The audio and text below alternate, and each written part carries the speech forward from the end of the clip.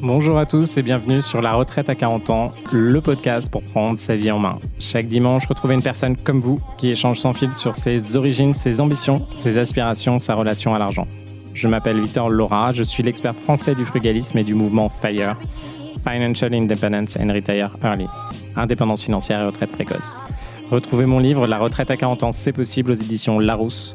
Pour rejoindre le mouvement FIRE, c'est sur devenirfrugaliste.com. Il y a une communauté, des workshops et des outils.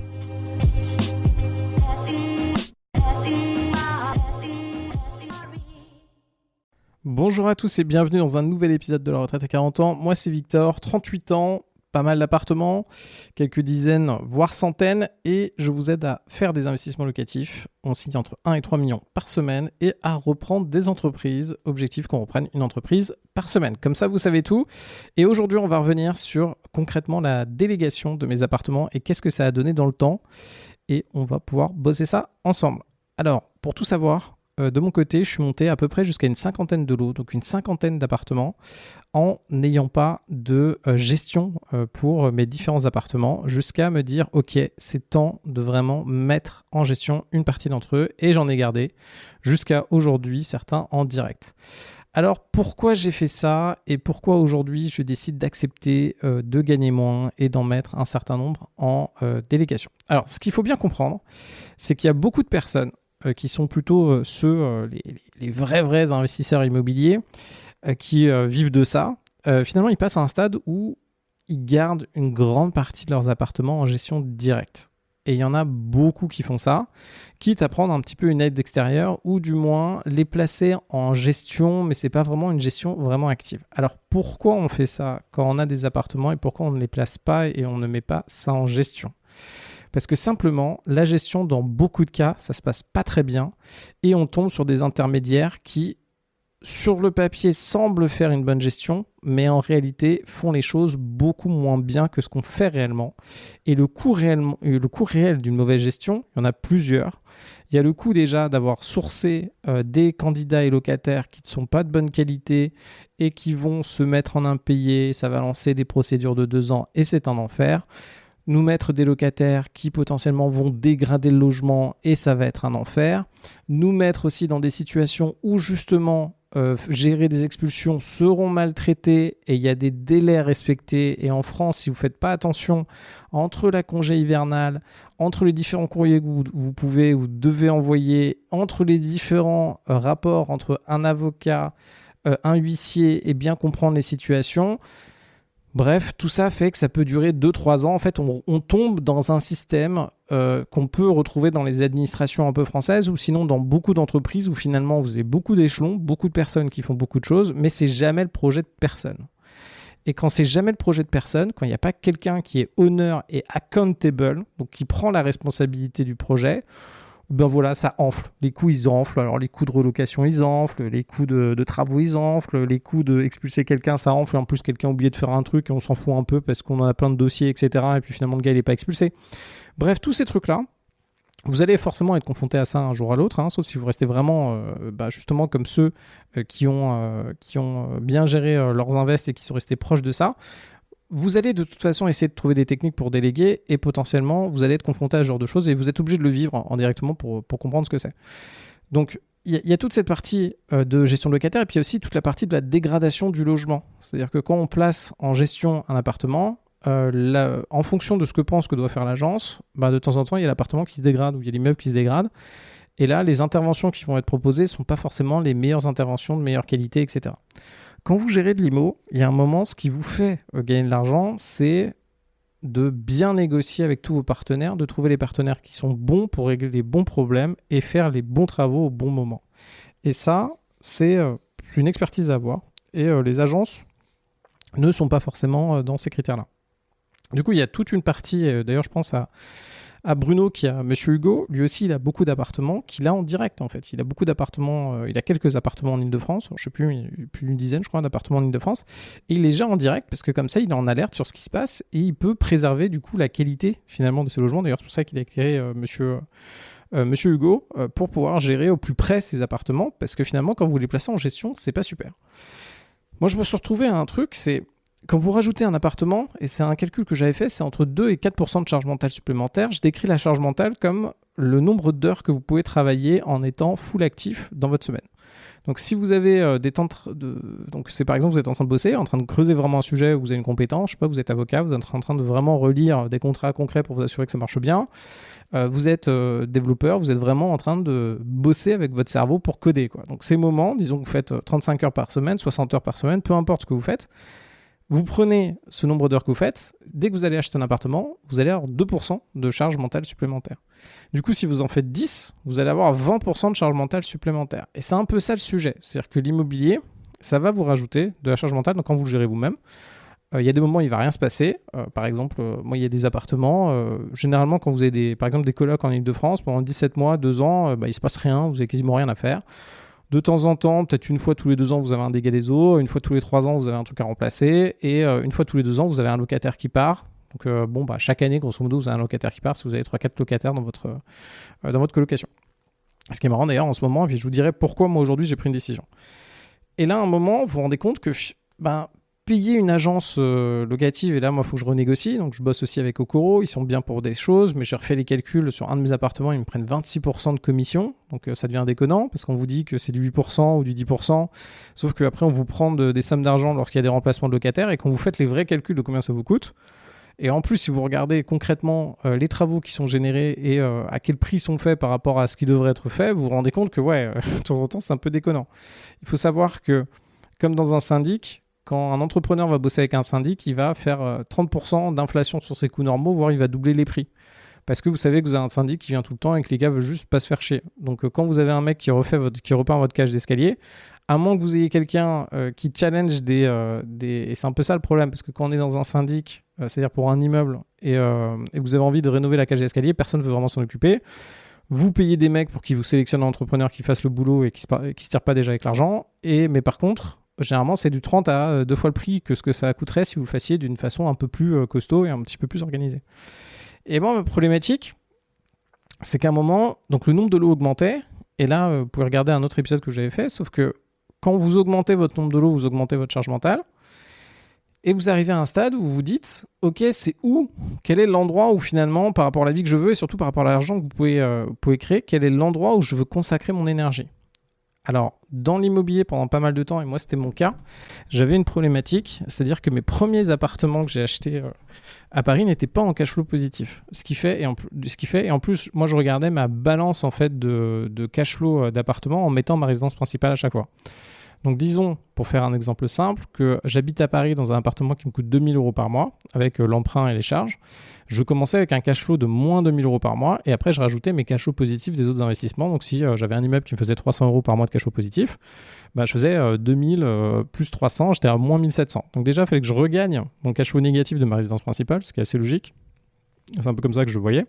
Et en plus de ça, j'avais d'autres investissements à Paris, parce que j'avais quand même acheté 3 appartements, qui perdait 400 à 1000 balles par mois, quoi, parce que c'était mes premiers investissements, je ne savais pas trop. Et en plus, vu que j'ai continué à acheter mes résidences principales à Paris, finalement, avant que là, aujourd'hui, j'arrive à une stabilité de cash flow, voire des cash flows positifs sur tous mes investissements à Paris, allez, ça a quand même pris, pour les plus anciens d'entre eux, une dizaine d'années, quoi. Donc pendant 10 ans, fallait que, justement, les choses dont je vous parle, et je vous dis qu'il faut faire assez attention, c'est que non seulement il fallait que je gagne ma vie pour pouvoir bouffer, et en plus de ça, je me retrouvais à mettre 1000 à 2000 balles de plus tous les mois dans mes apparts à Paris qui étaient en cash flow négatif. Donc je l'ai vécu ce truc un peu hardcore quand on fait des invests. Et après, vous avez un choix, hein, soit vous tenez, soit vous arrêtez. Je pense que les deux stratégies sont bonnes. Hein. Et du coup, dans mon cas, j'avais déjà beaucoup de cash flow négatif. Donc j'étais putain, en plus, si je les place en agence et que je les mets en gestion, on va me prendre du 8%, je sais pas quoi. On va m'expliquer des trucs autres, voilà, etc., etc. Et surtout, je ne suis pas tombé sur des gens où, quand ils me parlaient de gestion immobilière, où j'étais convaincu. C'est-à-dire que la plupart des agences ou des gars avec qui je discute, c'est pas un plaisir pour moi de leur donner mes biens, mes appartements. Pourquoi ?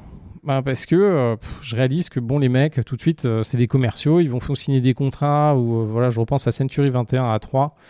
Contrat, vous êtes engagé sur je sais pas combien d'années, on vous dit que c'est du 8%, après les gars ils vous répondent pas forcément, enfin bon. Il y a du positif, du négatif, les mecs ils gèrent je sais pas combien de lots, La plupart d'entre eux, en plus, qui gèrent des lots, ils n'ont jamais eu d'IMO, hein, donc c'est assez marrant. C'est comme dans les mairies. La plupart des gars qui bossent en mairie, qui vous font des courriers pour vous dire que vos logements sont insalubres et autres, ils n'ont jamais eu d'IMO, ils ne veulent pas en faire. Bon, moi, je trouve ça assez comique quand même. Bref, et ce sera un autre sujet. Je vous ferai tout un sujet sur les mairies en ce moment. Je vous expliquerai mon changement de comment je vois la vie aujourd'hui. Je pense que ça va vous faire amuser. Et puis je pense que ça va vous faire gagner beaucoup de temps à beaucoup d'entre vous, donc je vous dirai ça. Et en gros, il y a un moment, je me suis dit, ok, j'ai ces 50 lots, je passais dans les 50 à 100 lots, je me suis dit, il faut que je trouve une solution. Et j'étais là, ok, à l'extérieur, c'est pas assez bien fait. Du coup, je vais le faire moi-même et je vais créer ma propre équipe de gestion en interne. Et ça allait de biais, enfin ça allait en parallèle, qu'à un moment, j'avais une entreprise, du coup, on se regroupait pour investir ensemble, une SCPI. Donc je me suis dit, ok, je vais créer une SCPI, vu que je sais acheter de l'IMO, j'en achète beaucoup. On va se regrouper, on va faire de l'IMO ensemble et on va continuer à avancer. Mais c'était un de mes nombreux projets. Et du coup, plus vous faites de projets ensemble, plus vous avez des chances d'échouer. Et il faut atteindre des gros volumes finalement pour que ce soit rentable. Ça encore, c'est un réflexe qu'on n'a pas quand on commence un peu le business. C'est bien d'avoir un truc qui vous rapporte 5, 10 000 balles par mois. La problématique que vous avez, c'est qu'à un moment, il faut que vous ayez... pour réellement gagner votre vie et que les emmerdes, ça vaille le coup, en immobilier, il faut que vous ayez 100 millions à 200 millions sous gestion pour avoir même à 400 millions sous gestion pour que ce soit intéressant. Il faut que vous ayez 400 millions d'immeubles. Et pour arriver à cette étape de 400 millions d'immeubles, il faut le faire le plus rapidement possible. Sinon, vous n'avez pas de quoi nourrir une équipe assez consistante et assez bien avec des bons profils pour que ça puisse valoir le coup. Donc, c'était ça l'objectif. Vu que je faisais plusieurs choses en même temps, compliqué. Bref, j'avais quand même mon équipe de presque 3 personnes pour gérer mon IMO et je plaçais en agence certains biens. La personne que j'avais recrutée en tant que gestionnaire de biens, c'était une personne qui gérait des biens à l'époque sur Montpellier, mais qui était en fait plutôt une gestionnaire classique et qui n'avait pas... j'avais recruté à la va-vite et j'avais pas pris un profil assez capé, qui était une vraie gestionnaire de biens. Et j'avais du mal à rencontrer des vrais gestionnaires de biens. J'avais fait plein de posts sur LinkedIn en disant, voilà, je veux des gestionnaires de biens. J'avais des personnes qui me contactaient. Et à chaque fois, c'était plus ou moins des agents immobiliers un peu plus, mais déjà, ils ne me parlaient pas. Je n'avais pas les réactivités que je voulais. Ils ne comprenaient pas les différents modèles que j'avais. Et je tombais pas. Ils étaient bons. Je pense qu'ils étaient bons pour peut-être gérer 2-3 biens à Nice. Ok, c'est super. Sauf que dans mon cas, il y a des biens un petit peu partout. Et surtout, je voulais...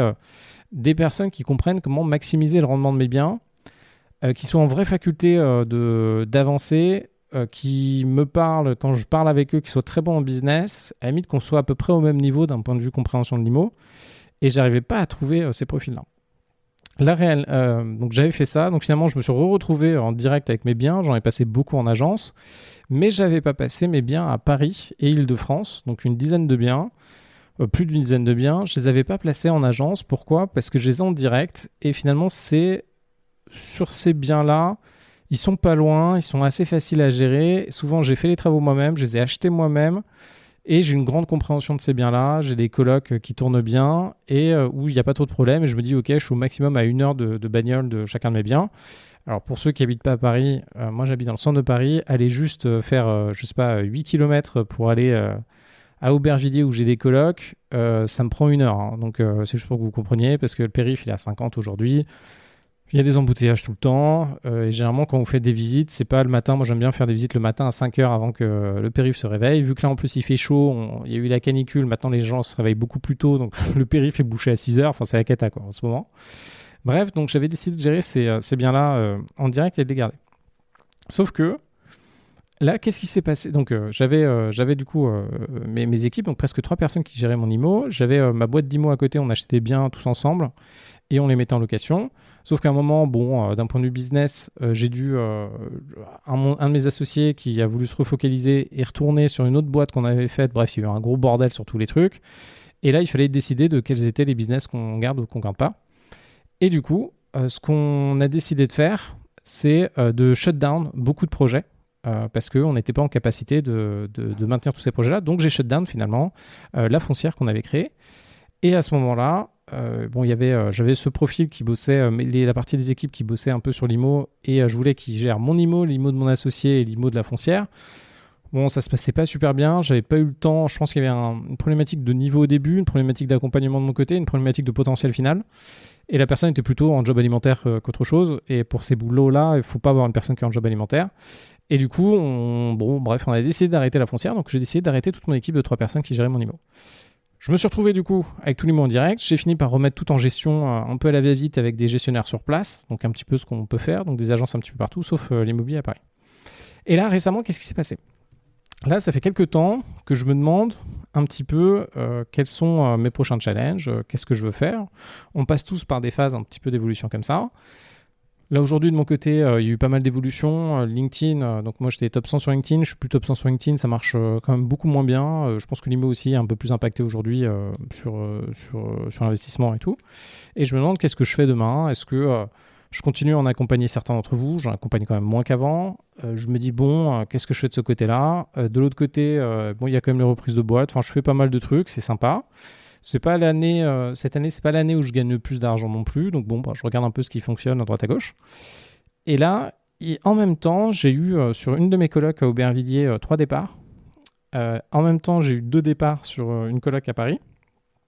Et en même temps, j'ai envie de prendre une décision. J'ai envie de quitter mon appartement du 5e et de m'activer et du coup le mettre en location aussi. Et là, je me dis, là, je me vois refaire des visites, donc je replanifie des visites et je refais de la gestion classique. Ce qui est bien en faisant de la gestion classique, c'est que je suis toujours dans le nerf de la guerre de la gestion pure et dure, quoi, hein. Donc les visites, les états des lieux, répondre aux besoins et tout, ça me permet de rester en fait connecté à beaucoup d'entre vous qui font ça pour la première fois ou qui font ça au jour le jour, quoi. Et là, je me suis dit, merde, en fait, il faut que je passe à autre chose, là. Ce truc de gestion, il faut que je passe à autre chose. Et là, le monde fait bien les choses. Donc là, à force de faire, je vous invite à venir au Dreamfire et à rester dans la communauté. J'ai l'intérêt, en fait, de faire ces podcasts aussi, de communiquer avec vous, c'est que j'ai des super profils qui me contactent et avec qui j'avance sur pas mal de sujets. Et là, il y a un gars qui m'a contacté, et en fait, il bosse, il fait plus de 600 000 euros par mois sur Airbnb à Paris. Et en fait, lui, son taf, c'est de bosser avec ceux qui ont beaucoup de parcs et d'enlever leurs problématiques et de s'assurer que ça se passe bien. Et là, finalement, j'ai vachement matché avec ce mec. Et là, en discutant avec lui, donc on a des super projet de démembrement, projet IMO à Paris, on est en train d'acheter un appart ensemble, projet de d'Ivry-sur-Seine, je le fais avec lui, sur transformer l'immeuble de bureau que j'avais à Ivry-sur-Seine en une 40aine à peu près de chambres pour faire une résidence étudiante. Et là, à force de bosser avec lui, je le vois, et puis il a toute cette partie gestion Airbnb, et puis je me dis, mais en fait, faut que je bosse avec lui, je vois comment il se démerde, je vois comment il fait les choses, et je me dis, mais en fait, voilà, je pense que mes assets, ils seront entre bonnes mains chez lui, alors il faut que ça dure, il faut qu'il ait envie de faire ça. Donc hier, je lui ai dit, écoute mec, viens, on fait un petit tour, là, on prend la bagnole, on se retrouve, on va à Aubervilliers, on fait Paris-Aubervilliers, plusieurs endroits dans Paris, à Aubervilliers, je te confie... là, à partir de maintenant, certains biens, et go, c'est parti, tu les gères pour moi, tu m'envoies le contrat, on voit comment ça fonctionne. Et du coup, là, j'ai décidé finalement de lancer ça, de passer à une autre étape. Alors, il faut savoir que pour moi, en fait, faut le comprendre aussi. Là, je parle d'immobilier, mais c'est quand même ce qui me permet de bouffer tous les mois. C'est-à-dire que cet IMO-là, une partie de ce que je lui confie, ça représente quand même une bonne partie de 10 000 euros de cash flow. En grosso modo, c'est une bonne partie des 10 000 euros de cash flow, donc de la thune qui permet de bouffer sur l'IMO. Donc j'en ai partout en France, donc le reste est toujours, là je suis en train de gérer mon château dans le nord, de gérer un truc d'immeuble dans le sud, je vous en parlerai de ces cas-là. Et je suis en train de gérer aussi dans l'est, est-ce que je garde ou je vends certains immeubles que j'ai là-bas et tout. Et de gérer aussi ce que j'ai dans le sud là-bas. Donc j'ai toujours les autres qui sont là, des biens qui font plus ou moins de cash flow à différents endroits. Mais en tout cas, là, je lui ai donné en gros le nerf de la guerre, en plus des apparts qui sont certains d'entre eux déjà remboursés, ce qui fait que les loyers, moins 400, 700 balles de charge, c'est directement ce qui me permet de bouffer tous les mois. Donc quand même, ça touche mon truc de bouffe tous les mois, sachant que je suis quand même la bourse qui tombe et ces trucs-là, quoi. Et les actions que j'ai dans des boîtes. Mais bon, en gros, c'est un gros cap pour moi sur ces biens-là. Alors ça peut paraître bizarre, hein, mais je les ai gardés jusqu'à maintenant dans ce fonctionnement-là. Est-ce que c'est un truc... Est-ce qu'il faut déléguer maintenant plus tôt et dès le début ? Ça dépend. Moi, je vous encouragerais quand même à vivre ce que c'est la gestion, à le pousser jusqu'à Après, ça dépend qui vous êtes. Et surtout, la gestion, ça coûte cher. Et une gestion qui est bien faite, ça coûte cher. Donc, en tout cas, attention de ce côté-là. De temps en temps, on est obligé, quand même, si vous avez forcément besoin d'un relais. Alors, généralement, ce qu'on fait, c'est qu'on a des relais sur place. On recrée notre propre boîte de gestion et ça peut très bien fonctionner. Mais si vous avez comme moi des biens un petit peu partout, c'est un peu compliqué. Et au bout d'un moment, je pense qu'il faut se concentrer là où vous allez générer de la valeur. Il y en a beaucoup d'entre vous qui vont sûrement s'arrêter juste à l'immobilier. Vous allez gagner 3 000, 5 000, 10 000 euros par mois grâce à l'IMO, voire plus. Et vous allez gérer vos biens et vous serez très content. Et ça dépend vraiment de ce que vous voulez réaliser par la suite. Moi, indirectement, je trouvais ça très bien de faire de la gestion, de faire du Airbnb, de gérer tous les trucs tout seul. J'aimais beaucoup faire ça. Ça a été des grandes phases pour moi. Sauf qu'aujourd'hui, ça m'apporte strictement plus aucun bonheur. Et il faut que je passe à autre chose. C'est-à-dire qu'aujourd'hui, ce qui me fait le plus marrer, moi, c'est de faire des coups. C'est là d'aller proposer à certains d'entre vous d'aller investir en Géorgie quand on essaie de faire un gros truc. C'est d'aller voir un peu à Dubaï ce qui se passe. Là, on est en train de reprendre une boîte en ce moment, ça me fait marrer. Ces trucs-là m'amusent plus aujourd'hui et même l'IMO. Là, je suis en train de faire pas mal de coups à Paris, d'ailleurs, en IMO. Ça me fait marrer de faire ces éléments-là. Et la gestion tout court, en réalité, ça n'a jamais été vraiment mon truc. Pareil, à un moment, j'étais numéro 2 d'une grosse boîte. On l'a passé de 60 à presque 400. On a levé 100 millions. J'étais directeur des opérations. Une grande partie de mon boulot, donc c'était alors, ce qui était bien, c'était de faire face à la croissance. Donc, à chaque fois, il fallait être en créativité et puis surtout regarder ce que faisaient les autres pour faire face à cette croissance. Et une autre partie, c'était de la grosse gestion. Je le faisais, je pensais que c'était mon truc parce qu'au début, je ne savais pas le faire. J'avançais, mais je n'ai jamais été vraiment très bon en gestion de façon générale sur tous les éléments. Et je suis content aujourd'hui de pouvoir franchir cette étape. Voilà, je voulais vous partager ce moment-là. De l'étape. Je vous partagerai beaucoup de choses parce que là, je vais concrètement, normalement, refaire faire pas mal de choses. Donc, je vous partagerai un peu le changement. Je vais aller sur le terrain aussi, je vous montrerai des éléments. Et je vais surtout faire normalement beaucoup de travaux là, dans les prochains mois. On parle quand même de travaux entre 500 000 et 1 million d'euros. Donc, je vous partagerai tout ça pour vous faire des retours sur ces éléments-là.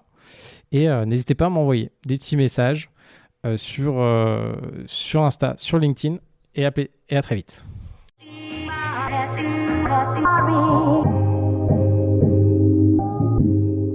Vous venez d'écouter un épisode de La Retraite à 40 ans. N'hésitez pas à en parler autour de vous, à vous abonner, à rajouter 5 étoiles et à mettre un petit commentaire. Ça nous aide vraiment beaucoup. Pour être informé des nouveautés, rendez-vous sur devenirfrugaliste.com. Une question, je réponds sur LinkedIn, Victor Lora, L-O-R-A. Et surtout, n'oubliez pas, vous êtes déjà au top. À très vite.